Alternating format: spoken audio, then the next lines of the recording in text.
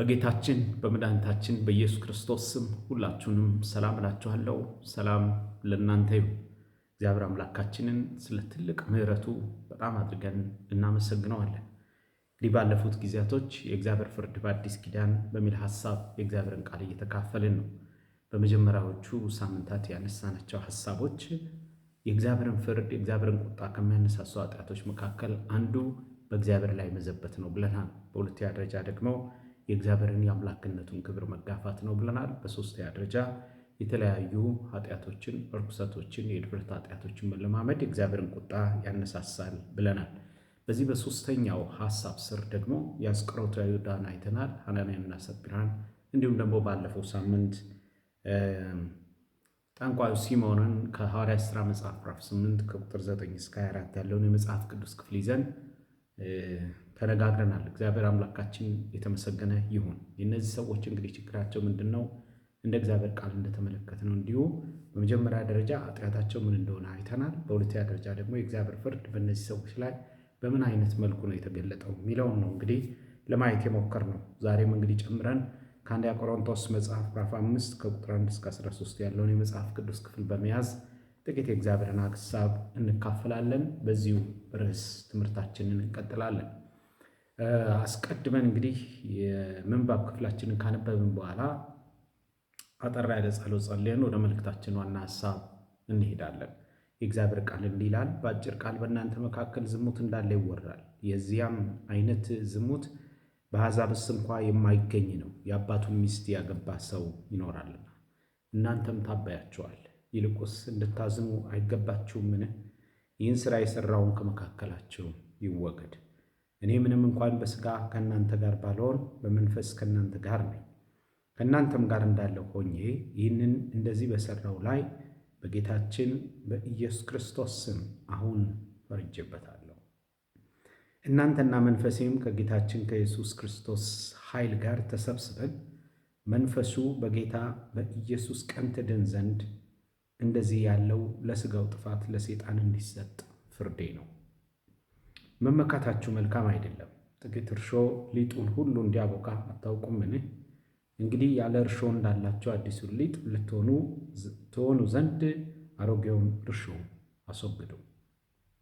ፋሲካችን ክርስቶስ ታርዷልና። ስለዚህ በቅንነት እና በእውነት ቂጣ በዓልን እናድርግ እንጂ በአሮጌ እርሾ በክፋትና በግፍ እርሾም አይደለም። ከሴሰኞች ጋር እንዳትተባበሩ በመልእክቴ ጻፍሁላችሁ። በጠቅላላው የዚህን ዓለም ሴሰኞችን ወይም ገንዘብ የሚመኙትን ነጣቂዎችን ወይም ጣዖትን የሚያመልኩትን አላልሁም። ይህስ ቢሆን ከዓለም ልትወጡ ይገባችሁ ነበር። አሁን ግን ወንድሞች ከሚባሉት አንዱ ሴሰኛ ወይም ገንዘብ የሚመኝ ወይም ጣዖት የሚያመልክ ወይም ተሳዳቢ ወይም ሰካር ወይም ነጣቂ ቢሆን ከእርሱ ጋር እንዳትተባበሩ እጽፍላችኋለሁ። እንደነዚህ ካለው ጋር መብል እንኳ አትብሉ። በውጭ ባሉ ሰዎች ላይ መፍረድ ምን አግዶኝ? በውስጥ ባሉ ሰዎች ላይ ግን እናንተ አትፈርዱምን? በውጭ ባሉት ላይ ግን እግዚአብሔር ይፈርድባቸዋል። ክፉን ከመካከላቸው አውጡት ይላል። ስለ ቃሉ እግዚአብሔር አምላካችን የተመሰገነ ይሁን። አጭር ጸሎት እንጸልይ። አምላካችንና አባታችን እግዚአብሔር ይህ ጊዜ አንተ ነው። አቤቱ ደግሞ በዚህ ጊዜ እኛ ደግሞ ቃልን ይዘን ወደፊት ቀርበናል። በቃልህ ልንገለገል፣ ቃልህ ልንሰማ፣ ልናደምጥ ጌታ እግዚአብሔር አምላክ አንተ በመስማት ደስ ይልሃል። የእስራኤል ቅዱስ እግዚአብሔር እኛም ደግሞ አንተን በሰማን ቁጥር ደስታችን ይበዛል። እግዚአብሔር አምላካችን አባታችን ሆይ እኛ አንተን ስንሰማ አንተ ደስ ይልሃል። የአንተ ደስታ ደግሞ መጽሐፍ እንደሚናገር ለእኛ ኃይላችን ነው። ጌታ ቅዱስ አባት እባክህ በመንፈስ አማካኝነት ይህን ክቡር የሆነውን ቃል እንድትነግረንና እንድታስተምረን እንጸልያለን። ጊዜያችን በስምህ ፈጽሞ የተባረከ ይሁን። ባሪያን ይህንን ቃል የሚሰሙትን ወንድሞቼን እህቶቼን ሁሉ እንድትረዳ እለምንሃለሁ። በጌታ በኢየሱስ ክርስቶስ ስም አሜን።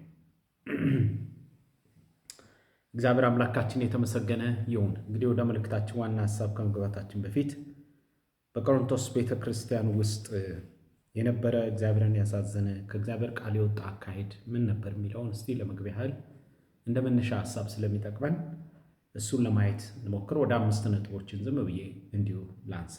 በመጀመሪያ በቆሮንቶስ ቤተክርስቲያን ውስጥ የነበረው አንዱ ድካም፣ አንድ እግዚአብሔርን ያሳዝነው የነበረ ከቃሉ የወጣ አካሄድ መለያየት ነበር።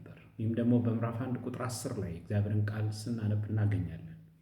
የመንፈስ አንድነት ያልነበራት ቤተክርስቲያን በመለያየት የተሞላች ቤተክርስቲያን እንደነበረች እናያለን። በሁለተኛ ደረጃ የጸጋ ስጦታ ደግሞ የአጠቃቀም ችግር እንደነበረባቸው መጽሐፍ ቅዱሳችን ያስተምረናል።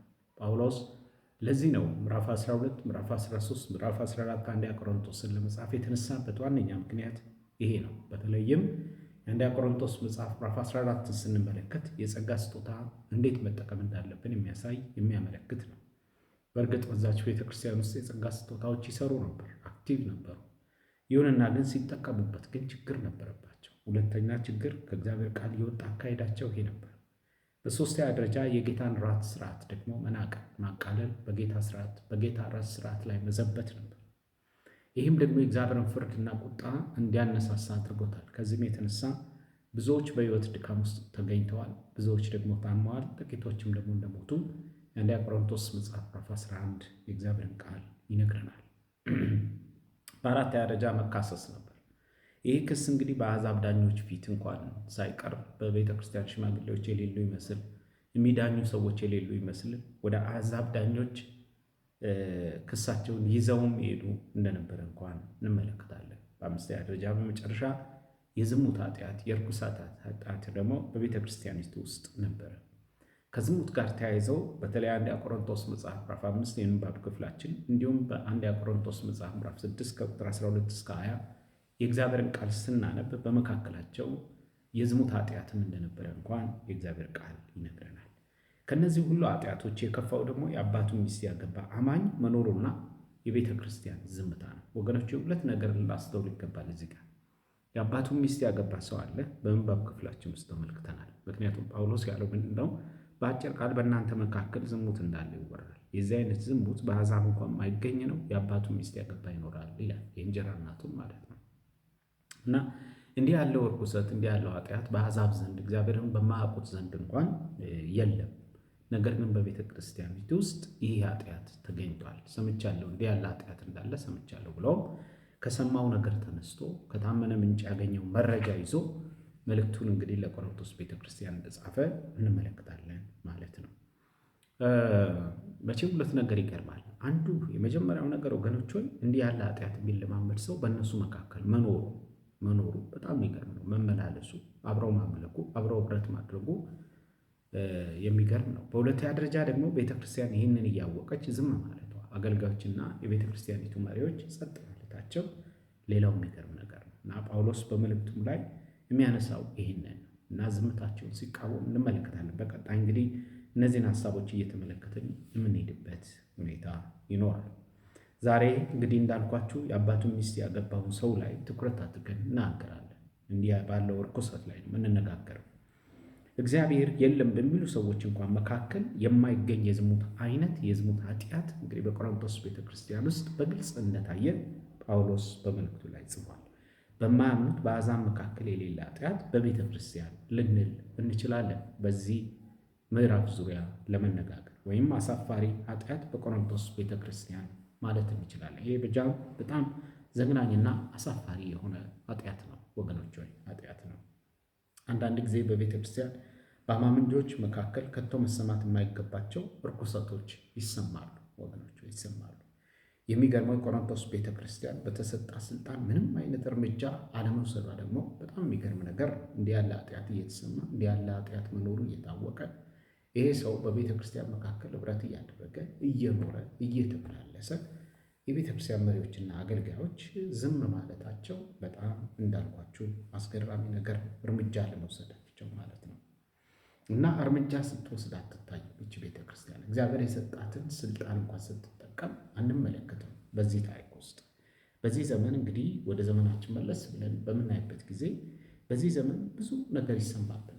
ያው ግልጽ በጣም ብዙ ለጆሮአችን የሚሰቀጥጥ እጅግ በጣም የሚዘገንን እጅግ በጣም ለማየት እንኳን የሚከብድ አይነት ነገር እናያለን፣ እንመለከታለን፣ እንሰማለን። እና የሚገርመው ነገር ግን ቤተ ክርስቲያን ምንም አይነት የእርምት እርምጃ ስትወስዳት አንመለከትም። እንዲሁም ደግሞ ህዝቧን እግዚአብሔር የሰጣትን ህዝብ እግዚአብሔር የሰጣትን ምዕመን የቤተ ክርስቲያን አባላት በስርዓት ስለ ቅድስና በስፋት ስታስተምር ደግሞ አንመለከትም እና የማስተማሩ ፍላጎት እንኳን ያለን አንመስልም ወገኖች፣ ያለን አንመስልም እና ዝምታ መርጠናል። ይሄ ደግሞ እጅግ በጣም አሳዛኝ ነው እና ያቺ የቆሮንቶስ ቤተክርስቲያን ብቻ አይደለችም ኃጢአት አይታ ርኩሰት አይታ ዝም ያለችው። በዚህ መጨረሻ ዘመን ያለችውን ቤተክርስቲያን እንዲሁ በዝምታ ውስጥ ያለች ይመስለኛል። ብዙ ርኩሰት አለ፣ ብዙ ዘግናኝ ነገር አለ፣ ብዙ የሚከረፋ ነገር አለ፣ ብዙ እግዚአብሔርን የሚያሳዝን ኃጢአት አለ። በጣም ብዙ ቅዱሳን፣ በጣም ብዙ አገልጋዮች፣ ብዙ የቤተክርስቲያን መሪዎች የተለያዩ ክፋቶችን የተለያዩ እርኩሰቶችን ወገኖች እየተለማመዱ ያሉበት ጊዜ፣ ከዛም ባሻገር በእርኩሰት ላይ እርኩሰትን እየጨመሩ ያሉበት ጊዜ ወገኖች። ነገር ግን ቤተ ክርስቲያን መሪዎች፣ አገልጋዮች ይህንን አይተን እርምት እርምጃን ስንወስድ ዲስፕሊን ስናደርግ ልክ እንደ እግዚአብሔር ቃል ማለት ነው እግዚአብሔር የሰጣትን ለቤተ ክርስቲያን የሰጣትን ስልጣን ስንጠቀም አንታይም። ደግሞም ስናስተምርም በስፋት አንታይም ወገኖች፣ ስንገስጽ አንታይም፣ ስንመክርም አንታይም እና ስለዚህ ዝምታውን የመረጥን ምን መስለው። ይሄ ደግሞ ለእውነተኛ አገልጋዮች በጣም አሳዛኝ ነው። ይሄ ደግሞ ለቤተ ክርስቲያን በጣም አሳዛኝ ነው። ሌላው ከሁሉ በላይ ደግሞ እግዚአብሔር በዚህ ጉዳይ ላይ በጣም ያዝናል ወገኖቹ፣ በጣም ያዝናል። ይሄ እግዚአብሔርን ለፍርድ እግዚአብሔርን ለቁጣ የሚያነሳሳ አይነት አካሄድ እንደሆነ ልናውቅና ልንረዳ ይገባናል ማለት ነው። ጳውሎስ በኤፌሶን መጽሐፍ ምዕራፍ 3 ላይ ሲናገር ለቅዱሳን እንደሚገባ ግን ዝሙትና ርኩሰት ሁሉ ወይም መመኘት በእናንተ ዘንድ ከቶ አይሰማ ብሎ ሲናገር እናያለን። ዝሙትና ርኩሰት በቤተ ክርስቲያን ከቶ መሰማት የለበትም። የጳውሎስ መልእክት ነው። ከቶ መሰማት የለበትም፣ መሆን የለበትም። ደግሞም እንዲህ ባለ ትምህርት እንዲህ ባለ ከንቱ ትምህርትና ንግግር መታለል የለብንም፣ መተባበር የለብንም። እንዲህ ያለው ደግሞ ርኩሰት በሚኖርበት ጊዜ ደግሞ መግለጥ አለብን ብሎ ጳውሎስ በኤፌሶን መልእክት ላይ ሲጽፍ እንመለከታለን። ከቶ መሰማት የለበትም ማለት በመካከላችን ከቶ መኖር የለበትም፣ ከቶውኑ መነሳት የለበትም። እንዲህ ያለ ርኩሰት በቤተ ክርስቲያን ውስጥ መኖር የለበትም፣ መሰማት የለበትም ብሎ ሲጽፍ እናያለን። እንግዲህ እኔና እናንተ ባለንበት በዚህ ዘመን ደግሞ ከሚሰሙብን ርኩሰቶች መካከል መዳራት አለ፣ በፍትወት መቃጠል አለ፣ ግብረ ሰዶማዊነት አለ፣ ዝሙት አለ፣ አመንዝራነት አለ፣ ፍቺ አለ፣ ቅድስና የጎደለው ልቅ የሆነ መተጫጨት በመካከላችን ይታያል። የተገለጠ ነው። ይሄ በአጠቃላይ እንግዲህ የአሕዛብን አኗኗር ቅዱሳን በመለማመድ መርከስ በብዙ ይሰማብናል ወገኖች። የአሕዛብን ርኩሰት እየተለማመድን የምንኖርበት ዘመን እንደሆነ ነው እንግዲህ ለእኔ የሚታየኝ ወገኖች ሆይ። እና ወደ ቆሮንቶስ ቤተክርስቲያን ስንመጣ በቆሮንቶስ ቤተክርስቲያን ይሰሙ ከነበሩት ርኩሰቶች መካከል ዋነኛው የአባቱን ሚስት ያገባ ሰው መኖሩ ነው። ጳውሎስ ይህን ርኩሰት እግዚአብሔር ገልጦለት ሳይሆን ከታመነ ምንጭ ወይም ደግሞ ታማኝ ከሆኑ ሰዎች መረጃ አግኝቶ እንደጻፈ እንግዲህ በግልጽ ነው የሚናገረው። ቅድም እንዳልኳችሁ በምዕራፍ 5 ቁጥር 1 ላይ በአጭር ቃል በእናንተ መካከል ዝሙት እንዳለ ይወራል ነው ያለው። የዚህም አይነት ደግሞ ዝሙት በአሕዛብስ እንኳን ማይገኝ ነው፣ የአባቱን ሚስት ያገባ ይኖራል ብሎ ሲናገር እናያለን። እና በግልጽ ነው የነገራቸው። ይህንን ሰምቻለሁ እግዚአብሔር ገልጦልኛል ሲል አይደለም የምትመለከቱት። አንዳንዴ እንዲህ ያለ ርኩሰት በቤተክርስቲያን በሚበዛበት ጊዜ እግዚአብሔር አይገልጥም ማለት አይደለም። እግዚአብሔር ይገልጣል። እግዚአብሔር መገለጥን ይሰጣል ወገኖች ሆይ፣ መገለጥን ይሰጣል። ምክንያቱም በጥንቷ ቤተክርስቲያን ውስጥ እግዚአብሔር አምላክ ለሐዋርያቱ እንዴት ይገልጥላቸው እንደነበረ ከባለፈውም በነበረን ትምህርት እንኳን ከአናንያና ሰጲራ ጋር ተያይዞ ባነሳነው ትምህርት ውስጥ አይተናል። አንዳንድ ጊዜ እግዚአብሔር ይገልጥልናል፣ አንዳንድ ጊዜ ደግሞ ከታመኑ ሰዎች እውነተኛ መረጃ ወደ እኔና ወደ እናንተ የሚመጣበትም ሁኔታ አለ።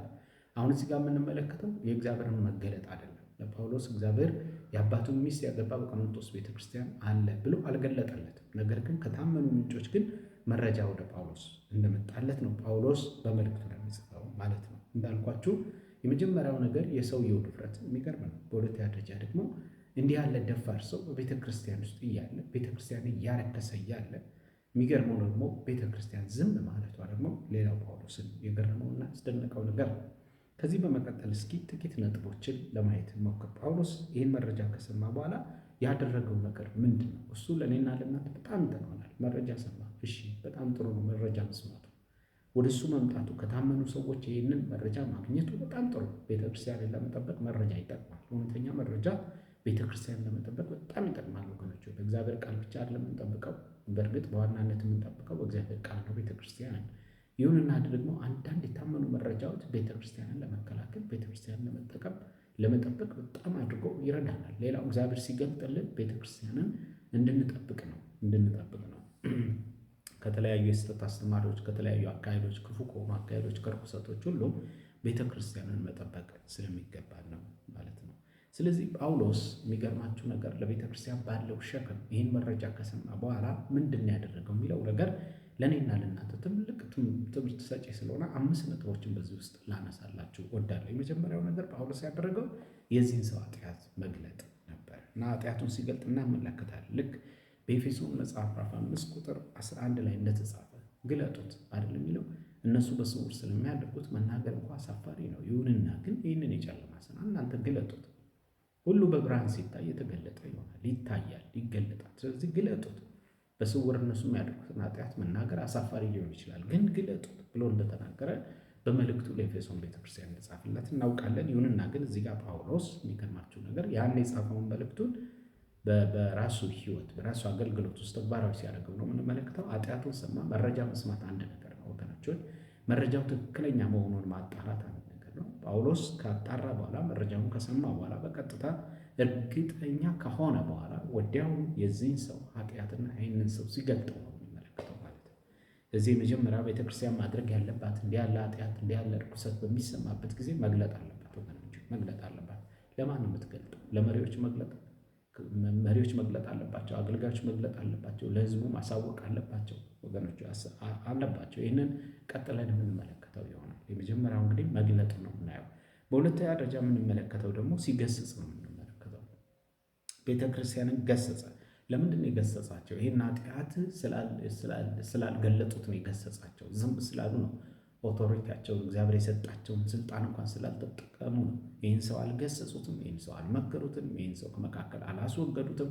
በዚህ ሰው ላይ የሚገባውን ፍርድ እንኳን መፍረድ ሲገባቸው እግዚአብሔር የመፍረድ ስልጣን ሰጥቷቸው ሳለ እንኳን ስላልተጠቀሙበት፣ ይህንን ስላላደረጉ፣ ዝም ስላሉ፣ ኃጢአቱን ስላልገለጡ፣ በመካከላቸው እንዲህ ያለ ርኩሰት እየፈጸመ ይሄ ሰው በቤተ ክርስቲያኑ ሲኖርና ሲመላለስ ህብረት ሲያደርግ ዝም ስላሉ የሚገርመው ነገር ቤተ ክርስቲያንን ለመገሰጽ እንደተነሳ በሁለተኛ ደረጃ እንመለከታለን ማለት ነው።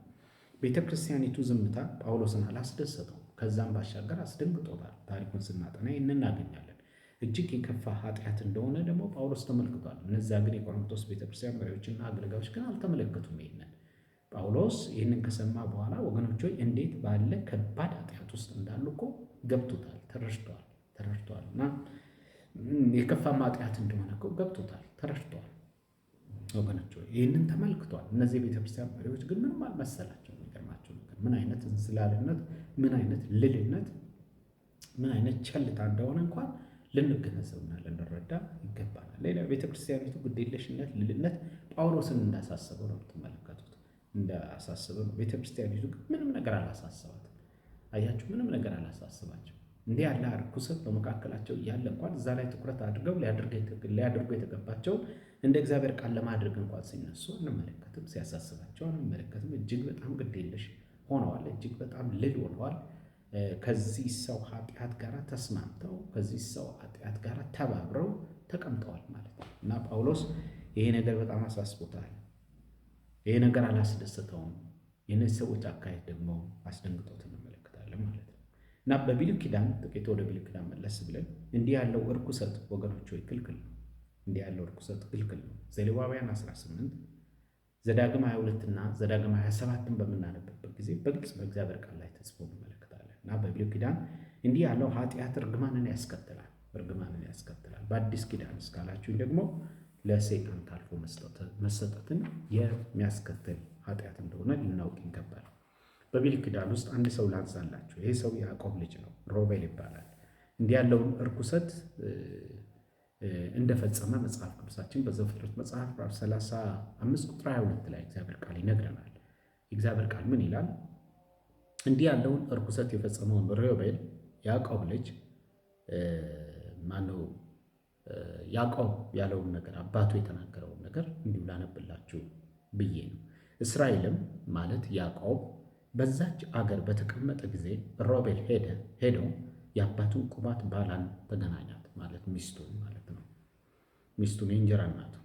እስራኤልም ደግሞ ሰማ ብሎ መጽሐፍ ቅዱሳችን ይናገራል። ዘፍጥረት 49 ያዕቆብ ወደ ጌታ ሊሄድ በነበረበት ጊዜ በመጨረሻ ሰዓት ልጆቹን በሙሉ ጠርቶ ሊባረክ ባለበት ሰዓት በምዕራፍ 49 ከቁጥር 3 እስከ 4 እግዚአብሔርን ቃል ስናነብ ወደ አባትህ መኝታ ወጥተሃልና አረከስከው አለው ሮቤል። ወደ አልጋይም ወጣህ አለው፣ አለቅነት ላንተ አይሁን እንዳለው እንመለከታለን ማለት ነው። ከዚህ ርኩሰት የተነሳ ሮቤል ያጣው አንድ ነገር ወገኖች ሆይ በኩር ሆኖ ሳለ አለቅነትን እንዳጣ እንመለከታለን ማለት ነው። ይህንን እንግዲህ ያዕቆብ ተናግሯል። ልክ በአዲስ ኪዳን እንደነበረ እንዲሁ በብሉይ ኪዳንም እንዲህ ያለው ኃጢአት እንኳን እንደነበረ እንመለከታለን። በዚህ መጨረሻ ዘመን ደግሞ በጣም ሊኖር ይችላል ወገኖች፣ በጣም ሊኖር ይችላል። ከዚህም የከፉ ብዙ ርኩሰቶች፣ ብዙ ኃጢአቶችን የምንሰማበትና የምናይበት የምንመለከትበት ጊዜ ነው ወገኖች፣ ጊዜ ነው። ስለዚህ በጣም ቤተክርስቲያን መንቃት አለባት። ቤተክርስቲያን ይህ ጉዳይ ሊያሳስባት ይገባል። በመካከሏ እንዲህ ያለ ርኩሰት የሚለማመዱ ሰዎች ደግሞ ካሉ ብድግ ብላ እንደ እግዚአብሔር ቃል ስልጣኗን ልትጠቀም ይገባታል። ልትገስጽ ይገባታል። ልትመክር እንደሚገባት ወገኖች ወይ እንደ እግዚአብሔር ቃል ይህ እውቀት ሊኖረን ይገባል ማለት ነው። በሶስተኛ ደረጃ ታዲያ ጳውሎስ ያደረገው ነገር ምንድን ነው? በሶስተኛ ደረጃ ለቆሮንቶስ ቤተ ክርስቲያን መመሪያ ነው የሰጣት። እንዴት አድርጋ ይህንን ሰው ከመካከል እንደምታስወግደው መመሪያ ሲሰጣቸው ነው እንመለከተው ማለት ነው። እንዴት በዚህ ሰው ላይ ቤተ ክርስቲያን መፍረድ እንዳለባት ነው መመሪያውን በግልጽ ቁጭ የሚያደርግላቸው። መጀመሪያ እንግዲህ ስናነብ እግዚአብሔርን ቃል የምናገኘው ምዕመኖቿን በመሰብሰብ ለምዕመኖቿ በማሳወቅ ከምዕመኖቿ ጋር በመሆን ወገኖች በመሆን በጌታ በኢየሱስ ክርስቶስ ስም፣ ይሄ ማለት ምን ማለት ነው? በክርስቶስ ኢየሱስ ስልጣን በመካከሏ በሚገኘው በጌታ ኃይል እግዚአብሔር የተመሰገነ ይሁን መፍረድ እንዳለባት ሲናገር ነው እንግዲህ የምንመለከተው። እና ጳውሎስም ደግሞ በርቀት ሆኖ ባለበት ስፍራ ሆኖ የሐዋርያነቱን ስልጣን በመጠቀም በመንፈስ ከእናንተ ጋር አብሬ ነኝ በማለት የቤተ ክርስቲያንን ስልጣን አክብሮ የራሱንም የሐዋርያነት ስልጣኑን ተጠቅሞ በመንፈስ አብሬ ከእናንተ ጋር ነኝ በማለት በዚህ ሰው ላይ ወገኖች ያቺ ቤተ ክርስቲያን መፍረድ እንዳለባት፣ ከመካከል ይህን ሰው ማስወገድ እንዳለባት፣ ለሰይጣን አሳልፋ መስጠት እንዳለባት ጳውሎስ ግልጽ የሆነ መመሪያ ሲሰጣት ነው የምንመለከተው። ዛሬም ቢሆን ይሄ ለቤተ ክርስቲያን ጠቃሚ የሆነ መመሪያ ወገኖች። እንዲህ ያለ ርኩሰት በሚኖርበት ጊዜ ምዕመንን መሰብሰብ ያስፈልጋል። የቤተ ክርስቲያን አባላትን እንዲሁም ከምዕመኖቻችን ጋር በመሆን መሆን አለብን። ይህንን ውሳኔ መወሰን ያለብን፣ ይህንን ስልጣናችን መለማመድ ያለብን፣ ለምዕመኖቻችን ደግሞ በግልጽ ማሳወቅ የሚያስፈልግበትም ሁኔታ ሊኖር እንደሚችል እንኳን ማወቅ አለብን። እንዲህ ያለው የድፍረት ኃጢአት ወገኖችን እነሱ እንደዚህ አይነት ደፋር ሰዎች በስውር ሊያደርጉት ይችላሉ። ቤተክርስቲያን ግን በግልጥ በአደባባይ እነዚህን ሰዎች ማውገዝ አለባት፣ መገሰጽ አለባት፣ ማስወገድ አለባት። አሳልፋ መስጠት ከተገባት አሳልፋ እንኳን የመስጠት እንኳን ስልጣን አላት። ለሰይጣን አሳልፋ የመስጠት ስልጣን እንኳን እንዳላት ልናውቅና ልንረዳ ይገባናል ማለት ነው። ሌላው በአራተኛ ደረጃ የሚገርማችሁ በእግዚአብሔር ቃል ውስጥ የምንመለከተው ጳውሎስ ያነሳው ይህንን የአባቱን ሚስት ያገባ ሰው መኖሩን በሰማ ጊዜ ያነሳው ሌላው የፍርዱን አይነት ነው ሲናገር የምንመለከተው ማለት ነው። ምን አይነት ፍርድ ነው ለዚህ ሰው መስጠት የሚገባው? ማን ነው ስለዚህ ሰው ፍርድ የሚሰጠው? ወገኖች የፍርዱን አይነት አንደኛ ይናገራል፣ ሁለተኛ ማን መፍረድ እንዳለበትም ሲናገር እንመለከታለን ማለት ነው። እና በመልእክት ውስጥ እግዚአብሔር ይፈርዳል ይላል። በውጭ ባሉት ዘንድ በማያምኑት ዘንድ እግዚአብሔር ይፈርዳል። እንዲህ ባለው ኃጢአት ላይ ግን ልትፈርድ የሚገባት ግን ቤተ ክርስቲያን ናት። ይሄን የመፍረድ ስልጣን ለቤተ ክርስቲያን እግዚአብሔር ሰጥቷታል ብሎ ጳውሎስ ሲናገር ነው የምንመለከተው ማለት ነው። ወገኖቹ የፍርዱን አይነት ሲናገር ምንድን ነው የሚለው? ለሰይጣን ታልፎ መሰጠት የሚል ነገር ተጽፎ ነው የምንመለከተው። እና ምን ማለት ነው ወገኖቹ? ለሰይጣን ታልፎ መሰጠት ማለት ምን ማለት ነው? ይህንን ሰው ከቤተ ክርስቲያን መለየት፣ ማስወገድ፣ ማውገዝ ማለት ነው። እና ከቤተ ክርስቲያን ከቅዱሳን ኅብረት መካከል በማስወገድ ወደ ሰይጣን ግዛት መመለስ ማለት ነው። ለሰይጣን አሰራር እንዲጋለጥ ማድረግ ማለት ነው። የተለያዩ ትርጉሞችን ሳነብ እንዲህ ነው የሚሉት ወገኖች። ለስጋው ጥፋት ለሰይጣን እንዲሰጥ ፍርዴ ነው የሚለው ቁጥር 5 ላይ እና ሰይጣን ስጋውን እንዲያጎሳቆለው ለሰይጣን ፈቃድ መስጠትን የሚያመለክት ነው። ዲያብሎስ እንዲያሰቃየው አሳልፋችሁ ስጡት እያለ ጳውሎስ ሲናገር ነው የምንመለከተው። እንዴት ነው ቤተ ክርስቲያን የምትሰጠው? እንዴት ነው የምታስወግደው? ከቤተ ክርስቲያን እንዲወገድ በማድረግ ነው ለዲያብሎስ ለሰይጣን ይህ ሰው ታልፎ እንዲሰጥ የምታደርገው ማለት ነው። እና እግዚአብሔር አምላክ ሁላችንንም እንግዲህ ይርዳን አይደል?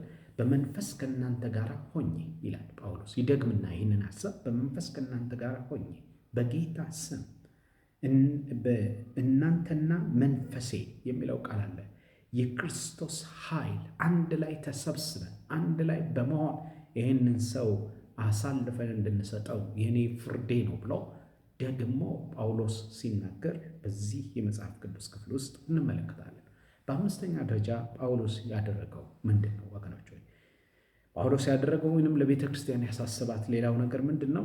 ቤተ ክርስቲያን የምትፈርድበትን ደግሞ ዓላማ ግልጽ ነው ያደረገው። ቤተ ክርስቲያን እንዲህ ባለ ኃጢአት በሚለማመዱ ሰዎች ላይ የምትፈርድበት ዓላማ ምንድን ነው ወገኖች? ምንድን ነው? ለምንድን ነው የምትፈርደው? ለምን ትፈርዳለች? ዓላማውስ ምንድን ነው ወገኖች? እና እግዚአብሔር ለቤተ ክርስቲያን በሰጣት ስልጣን እንዲህ አይነት ኃጢአት በሚለማመዱት ላይ የምትፈርድበት ዓላማ ማወቅና መረዳት አለብን። መሪዎች ማወቅ አለብን። አገልጋዮች ማወቅ አለብን። ምዕመኑ ማወቅ አለበት ወገኖች። ሁላችን ልናውቅ ይገባል። ለምንድን ነው የምትፈርደው? ለምንድን ነው እግዚአብሔር አምላክ እንዲህ ያለውን የመፍረድ ስልጣን ለቤተ ክርስቲያን የሰጠው? ለምንድን ነው? እግዚአብሔርስ ለምን ይፈርዳል ወገኖች? ለምን ይፈርዳል ብለን ስንል ምዕመናን በቅድስና እንዲኖሩ ነው ወገኖች። ምዕመናን በቅድስና እንዲኖሩ፣ ሰዎች እግዚአብሔርን እንዳይዳፈሩት ነው። ይሄ አሮጌ እርሾ ነው፣ መወገድ አለበት ወገኖች። በምሳሌ እንኳን ሲናገር እንመለከታለን በዚህ የእግዚአብሔር ቃል ላይ እና ሰው እግዚአብሔርን መዳፈር የለበትም። ምክንያቱም ጥቂት የሆነው እርሾ ሊጡን በሙሉ ያወቀዋል። እንዲህ ያለው ኃጢአት ቤተ ክርስቲያንን ያረክሳል ወገኖች፣ ያረክሳል እና እግዚአብሔርን እንድንዳፈር ያደርገናል። ኃጢአትን ለመስራት እንድንደፋፈር እንድንገፋፋ ስለሚያደርገን ቤተ ክርስቲያን ለእርምትና ለተግሳጽ መነሳት አለባት። አንዱ ዓላማ ምዕመናን በቅድስና እንዲኖሩ፣ ቤተ ክርስቲያን በቅድስና እንድትመላለስ ነው። ሌላው ወገኖች ሆይ ከእንደዚህ አይነት ምዕመናን ጋር ወይንም ከእንደዚህ አይነት ሕይወት ካላቸው ሰዎች ጋር ምንም አይነት ኅብረት እንደሌላትና እንደማትተባበር ግልጽ ለማድረግ ለማመልከት ነው ወገኖች ሆይ። ቤተ ክርስቲያን እንዲህ ካሉ ሴሰኞች ጋር ኅብረት የላትም። እንዲህ ካሉ ሴሰኞች ጋር ምንም አይነት ግንኙነት ሊኖራት እንደማይገባ እግዚአብሔር ቃል ይናገራል። እንደውም በመልእክቱ ውስጥ ጳውሎስ ምንድን ነው የሚለው? አብራችሁ እንኳን ከእንደነዚህ አይነት ሰዎች ጋር አትብሉ ብሎ ነው የሚናገረው። ይቺ ቆሮንቶስ ቤተ ክርስቲያን ግን ከእንደነዚህ አይነት ርኩሰት ከሚለማመደው ሰው ጋር እንኳን አብራ መኖር ጀምራለች፣ ኅብረት ማድረግ ጀምራለች። ስለዚህ ጳውሎስ እንዴት እንግዲህ የዚህ የተግሳጹን የፍርዱን ዓላማ ሲነግራቸው እንመለከታለን ማለት ነው። በሶስተኛ ደረጃ የተፈረደበት ኃጢአተኛ በጌታ ቀን ማለት ጌታ ዳግመኛ ሲመለስ ድነት እንዲሆንለት ነው። ድነት የሚሆንለት ሲጸጸት፣ በኃጢአቱ ንስሐ ሲገባ፣ እንዲሁም ደግሞ የንስሐ ፍሬ ምን ሲያደርግ ነው? ሲያፈራ ነው። በአጠቃላይ ይሄ ሰው ትምህርት ማግኘት አለበት ወገኖች፣ መማር አለበት። ወደ እግዚአብሔር ለመመለስ በክፋቱ ተጸጽቶና አዝኖ ንስሐ ለመግባት ከዚያም በኋላ ኃጢአቱን ለመተው እና የንስሐ ፍሬ ለማፍራት ወገኖች ሆይ ይሄ ሰው የሚችለው ቤተ ክርስቲያን በእንደዚህ አይነት ፍርድ የእርምት እርምጃ በምትገለጥበት ጊዜ እንደሆነ እንኳን ጳውሎስ ሲናገር እንመለከታለን። እንግዲህ ዓላማው ይሄ ነው ወገኖች። ቤተ ክርስቲያን የምትፈርድበት ዓላማ እንደ እግዚአብሔር ቃል ይሄ ነው። ሌላም ሊኖር ይችላል። እኔ ከክፍሉ አንጻር ብቻ ነው የነገርኳቸው። አንደኛ ጢሞቴዎስ መጽሐፍ ምዕራፍ 1 ቁጥር 20 ሲናገር ምን ይላል? ከእነርሱም መካከል እንዳይሳደቡ ትምህርት ያገኙ ዘንድ ይላል። እንዳይሳደቡ፣ ተሳዳቢዎች ናቸው ማለት ነው። እንዳይሳደቡ ትምህርት ያገኙ ዘንድ ለሰይጣን አሳልፈው የሰጧቸው ሄሜኔዎስና እስክንድሮስ ይገኛሉ ይላል። የእነዚህ ሰዎች ኃጢአት የክርስቶስን ስም መሳደብ፣ የክርስቶስን ስም ማዋረድ ነበር እና የክርስቶስን ስም ከዚህ በኋላ እንዳያዋርዱት እንዳይሰድቡት ለሰይጣን አሳልፈው እነዚህን ሰዎች ሰጥቻቸዋለሁ ብሎ የእግዚአብሔር ቃል ሲናገር ነው እንግዲህ የምንመለከተው። ምን ይላል? በዚህ ውስጥ ትምህርት ያገኙ ዘንድ። ስለዚህ በቆሮንቶስ ቤተክርስቲያን የአባቱን ሚስት ያገባ ይሄ ሰው ትምህርት ያገኝ ዘንድ የግድ በዚህ ተግሳጽ ውስጥ በዚህ ፍርድ ውስጥ ማለፍ ነበረበት ማለት ነው። ስለዚህ እዚህ ጋር ሲፈርድ የምትመለከቱት እግዚአብሔር አይደለም። ነገር ግን እግዚአብሔር ከሚፈርዱት ፍርድ ጋር ግን አብሯቸው ነበር። መንፈሱ ከእናንተ ጋር የመንፈስ ቅዱስ ኃይል የጌታን ስም ሲያነሳ ጳውሎስ እንመለከታለን። በፍርድ ውስጥ የፍርዱ እርምጃ በሚወሰድበት ጊዜ የክርስቶስ ስም አለ። ምን ማለት ነው? ስልጣኑ አለ፣ መንፈሱ በመካከላቸው ፕሬዘንሱ አለ፣ ኃይሉ አለ፣ እኛ አለን፣ ምዕመኑ አለ፣ አገልጋዮች አለ፣ እኔም በመንፈሴ ከእናንተ ጋር ነኝ ብሎ የሚናገረው ነገር አለ ወገኖች፣ ብሎ የሚናገረው ነገር አለ። ስለዚህ ይሄ ሰው ትምህርት ያገኝ ዘንድ የግድ ቤተ ክርስቲያን በዚህ ሰው ላይ መፍረድ ነበረባት እና ፍርዱ የመፍረድ ኦቶሪቲው የቤተ ክርስቲያን ነው። እግዚአብሔር ሲፈርድ አይደለም የምትመለከቱት። ነገር ግን ቤተ ክርስቲያን እግዚአብሔር በሰጣት ስልጣን በዚህ ሰው ላይ ስትፈርድ ነው የምንመለከተው ማለት ነው። እግዚአብሔር አምላካችን ስሙ ለዘላለም የተመሰገነ ይሁን። ይህንን ፍርድ ቤተ ክርስቲያን በምታደርግበት ጊዜ የጌታ ፕሬዘንስ፣ የጌታ መገኘት፣ የጌታ ኃይል ወገኖች በመካከሏ ይሆናል፣ አብሯት ይሆናል። እግዚአብሔር ስሙ ለዘላለም የተመሰገነ ይሁን። እንግዲህ በአጠቃላይ ወገኖች ከአንደኛ ቆሮንቶስ መጽሐፍ ምዕራፍ 5 ቁጥር 1 እስከ 13 የምንመለከተው እንዲህ ያለው እርኩሰት በሚሰማበት ወይንም ደግሞ መኖሩ በሚረጋገጥበት ጊዜ ቤተ ክርስቲያን በመጀመሪያ እንዳልኳችሁ መግለጥ አለባት ይህንን ኃጢአት። ሌላው ቤተ ክርስቲያን መንፈሳዊ ነኝ ብላ ተመጻድቃ ልክ እንደ ቆሮንቶስ ቤተ ክርስቲያን መቀመጥ የለባትም። እኔ ንጹሕ ነኝ ብላ መቀመጥ የለባትም። ኦልሬዲ ቤተ ክርስቲያን ከዚህ ሰው ኃጢአት የተነሳ ረክሳለች ወገኖች፣ ረክሳለች። ስለዚህ እኔ ንጹሕ ነኝ እኔ መንፈሳዊ ነኝ ብላ ተመክታ ንጽህናዋን ይዛ እሷ መቀመጥ የለባትም እና መንፈሳዊ ነን ያሉ ይመጻደቁ ስለነበረ ጳውሎስ እንዴት እንደገሰጻቸው እንመለከታለን ማለት ነው። ሌላው ቤተክርስቲያን እንዲህ ያለው ርኩሰት በሚሰማበት ጊዜ አዘን ሊሰማት ይገባል ወገኖች፣ ልታዘን ይገባታል እንጂ እንዲህ ያለ ርኩሰት ከፈጠረው ሰው ጋር መስማማትና መተባበር እንደሌለባት ከእግዚአብሔር ቃል ልንመለከት እንችላለን። ሌላው ቤተክርስቲያን ማውገዝ ነው ያለባት ወገኖች፣ ማውገዝ አለባት። ተስማምታ ተባብራ መቀመጥ የለባትም በፍጹም። ይሄ እግዚአብሔርን በጣም አድርገው ያሳዝነዋል ወገኖች። እና በራሳችን ንጽህና ባገኘነው ነፃነት ተመክተን ወገኖች ሆይ እኛ ንጹሐን ነን ብለን መቀመጥ አይገባንም። እግዚአብሔር አምላክ እንዲህ ያለውን አካሄድ እንዲህ ያለውን ምልልስ ወገኖች እጅግ በጣም እንዲህ ያለውን መዘናጋት እግዚአብሔር አምላክ አይወደውም። እንዲህ ያለውን መተባበር እንዲህ ያለውን መስማማት እግዚአብሔር አይወደውም። እኔ በንጽህናዬ ተመክቼና ወገኖች ሆይ ባገኘሁት ነፃነት ባለኝ ንጽህና ተመክቼ ብቀመጥ እግዚአብሔር ደስተኛ አያደርገውም ወገኖች፣ ደስተኛ አያደርገውም። እየተባበርኩ ነው ምንም እንኳን ኃጢአቱን ባልተከበረውም፣ ነገር ግን ኃጢአቱን ከፈጸመው ሰው ጋር ዝም እምል ከሆነ ንጹሕ ነኝ ብዬ ጸጥ ብዬ ቁጭ እምል ከሆነ እየተባበርኩ እንደሆነ ማወቅ አለብን። አንዳንድ ጊዜ ዝምታ መተባበርም እንደሆነ ልናውቅ ይገባናል። ስለዚህ ቶሎ ቤተክርስቲያን እርምጃ ለመውሰድ መነሳት አለባት እና እግዚአብሔር የሰጣትን ስልጣን መዘንጋት የለባትም። እቺ ቤተክርስቲያን እግዚአብሔር የሰጣት ኦቶሪቲ እንኳን የዘነጋች ቤተክርስቲያን ነው የምንመለከተው። ስልጣኗን ዘንግታለች። እግዚአብሔር ደግሞ ይሄ የማውገዝ ዲስፕሊን የማድረጉን ዓላማ ሁሉ ደግሞ የረሳች ቤተክርስቲያን ሆና ነው እንግዲህ የምንመለከተው ማለት ነው። እና እቺ ቤተክርስቲያን የሚገርማችሁ ነገር ከዚህ ሰው ኃጢአት ጋር ተባብራለች። ከዚህ ሰው ኃጢአት ጋር ተስማምታ ዝም ብላ ቁጭ ብላለች እና ምንም አልመሰላቸውም። እና በዚህ ዘመን የሰራዊት ጌታ እግዚአብሔር ያለችውን ቤተክርስቲያን ይርዳት። ኃጢአት እያለ ክፋት እያለ እርኩሰት እያለ ዝም የምንል ከሆነ ወገኖች ሆይ እኔና እናንተም የርኩሰቱ ተካፋዮች ነን፣ የርኩሰቱ ተባባሪዎች ነን። እርኩሰትን ከሚፈጽሙ ሰዎች ጋር የተስማማን ነው ማለት ነው። በእግዚአብሔር ቃል ማንገሰጽ ማናደርግ፣ ዲስፕሊን ማናደርግ፣ የእግዚአብሔርን ቃል ስለ ቅድስና በግልጽ ማናስተምር ከሆነ እኛም እየተባበርን ነው፣ እኛም እየተስማማን ነው፣ እኛም እየተወዳጀን ነው ማለት ነው። እና በጣም ጥንቃቄ ልናደርግ ያስፈልገናል። መሪዎች እንጠንቀቅ፣ አገልጋዮች እንጠንቀቅ። የእግዚአብሔር ሕዝብ ተጠንቅቀን በእግዚአብሔር ቤት ውስጥ እንኖር። ምን ልላችሁ ነው? በእግዚአብሔር ቤት ውስጥ ፍርድ አለ፣ የእግዚአብሔር ቁጣ አለ። እንዳይመስለን ወገኖች፣ እንዳይመስለን። አዎ ፕሬዘንሱ፣ ፈውሱ፣ ተአምራቱ፣ ድንቁ፣ ምልክቱ፣ የእግዚአብሔር ቃል መገለጡ ይኖራል፣ ሞገሱ ይኖራል በእግዚአብሔር ቤት ውስጥ። ልክ እንደዛው ደግሞ ፍርዱም አለ፣ ቁጣውም አለ ወገኖች። እንዲህ ያለ ርኩሰት እግዚአብሔር በሚያይበት ጊዜ ይቆጣል፣ እግዚአብሔር ይፈርዳል። ስለዚህ በዚህ ሰው ላይ ምን ነበረ ፍርዱ ብለን ስንል ይሄ ሰው ለሰይጣን ታልፎ የተሰጠ ሰው ሆኖ እንመለከታለን። ከዛ በኋላ የዚህን ሰው ታሪክ እውነት እንግዲህ በእግዚአብሔር ቃል ላይ እኔ አላገኘውም። ዳግመኛ የዚህን ሰው ታሪክ አላገኘውም ወገኖች ሆይ። ተጸጽቶ ይሆን፣ አዝኖ ይሆን፣ ንስሐ ገብቶ ይሆን፣ የንስሐ ፍሬ ማፍራት ጀምሮ ይሆን፣ ከእንደዚህ አይነት ርኩሰት ተለይቶ ወጥቶ ይሆን፣ እንዴት ይሆን ይሄ ሰው ያለው አናውቅም። ነገር ግን የሚገርመው የኃጢአተኛውን ጥፋት ሞቱን እግዚአብሔር ስለማይወድ በመጨረሻው ቀን ማለት ጌታችን ኢየሱስ ክርስቶስ በሚገለጥበት ግን ለድነት የሆንለት ዘንድ በዚህ ዓላማ ቤተ ክርስቲያን ይህንን ሰው ገስጸዋለች። ይህንን ሰው ለሰይጣን አሳልፋ ሰጥተዋለች ማለት ነው። ሰጥተዋለች። ፍርዱ ይሄ እንግዲህ ከዚህ ሰው ታሪክ የተመለከትነው አንደኛ ኃጢአቱ ምን ነበር፣ በሁለተኛ ደረጃ ለዚህ ሰው ርኩሰት ቤተክርስቲያን የወሰደችው እርምጃ ምን ነበር?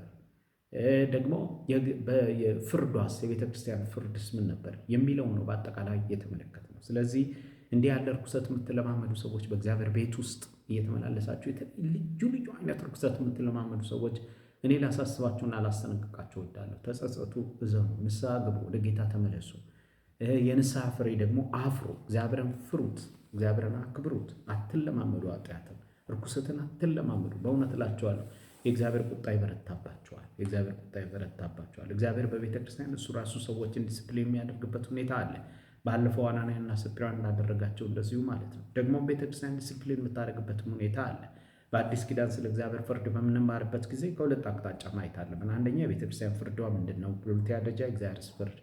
ሁለቱም ግን አለ በቤተ ክርስቲያን ውስጥ። ስለዚህ አንዘናጋ፣ በጣም ተጠንቅቀን እግዚአብሔርን ፈርተን ብንኖር እጅግ መልካም ነው ብዬ አሳስባቸዋለሁ። እንዲህ ያለ ደግሞ ኃጢአት የሚለማመዱ ሰዎች ላይ የቤተ ክርስቲያን መሪዎች በችልታ እንደዚህ ያሉ ኃጢአቶችን በዝምታ አትለፉ እና አንመካ፣ አንመጻደቅ። እኛ ነፃነት አለ፣ እኛ ንጹህ ነን ብለን አንቀመጥ። እንደ ቆሮንቶስ ቤተ ክርስቲያን ማለት ነው። በፍጹም አንቀመጥ ወገኖች። እንዲህ ያሉ ሰዎችን ከመካከል ልናስወግዳቸው ይገባል። ከህብረታችን መካከል ዞር ልናደርጋቸው ይገባል እና በአደባባይ በግልጽ ወገኖች በህዝቡን በመሰብሰብ እኛም በልብ አንድነት ተስማምተን መንፈስ ቅዱስ ከኛ ጋር እንዳለ በማወቅ የክርስቶስ ስልጣን በመካከላችን እንዳለ በማወቅ በመረዳት እንደ እግዚአብሔር ቃሉን ሳንስብ በአግባቡ በስርዓት እግዚአብሔር ገልጦልን ቢሆን አንድ፣ ሁለተኛ ትክክለኛና እውነተኛ መረጃ አግኝተን ቢሆን በጣም በጥንቃቄ በጣም በብስለት በማስተዋል እጅግ ጥበብ በተሞላ መንገድ ወገኖች እንደዚህ ያለውን አገልግሎት እንኳን ልናገለግል እንደሚገባ ላሳስባችሁ እወዳለሁ። እንግዲህ ይሄ የቤተክርስቲያን አንዱ አገልግሎት ነው። አገልግሎቱም ደግሞ የመሪዎች አገልግሎት ነው፣ የአገልጋዮች አገልግሎት ነው። ስለዚህ ይህንን አገልግሎት ቤተክርስቲያን ትታ ቢሆን ልታነሳው ይገባታል እና የሚደረጉ ርኩሰቶችን የሚደረጉ ኃጢአቶችን ወገኖች ችላ ብላችሁ አትለፉ። በእውነት እላችኋለሁ እግዚአብሔር ይጠይቀናል። አንድ፣ ሁለተኛ እግዚአብሔር እኔና እናንተ ለዲስፕሊን ለማድረግ እርምት ለመውሰድ ማንነሳ ከሆነ ራሱ እግዚአብሔር እርምት ይወስዳል። ቤቱ የእግዚአብሔር ስለሆነ ማለት ነው። እና ልናውቅ ይገባናል። እግዚአብሔር ሰዎችን እንዲህ ያሉ የሚዳፈሩ ሰዎችን እግዚአብሔር ይፈርድባቸዋል ወገኖች። እግዚአብሔር ይቆጣባቸዋል። እግዚአብሔር ዲስፕሊን ያደርጋቸዋል እነዚህን ሰዎች። እግዚአብሔር አምላክ ሁላችንን ይርዳል። በክርስቶስ ኢየሱስ ስም ስለነበረን ጊዜ ጌታን በጣም አድርጌ አመሰግናለሁ። ተጠንቅቀን በብዙ ጥበብ፣ በብዙ አስተዋል፣ በብዙ ቅድስና በእግዚአብሔር ፊት እንድንመላለስ አሳስባችኋለሁ። ሳምንት ትምህርታችንን እንቀጥላለን። እግዚአብሔር አምላክ ሁላችሁን ይባርክ። ቤተ ክርስቲያን በቅድስና የምትገለጥበት ዘመን ይሁንልን። በጌታ በኢየሱስ ክርስቶስ ዘላለማዊ ስም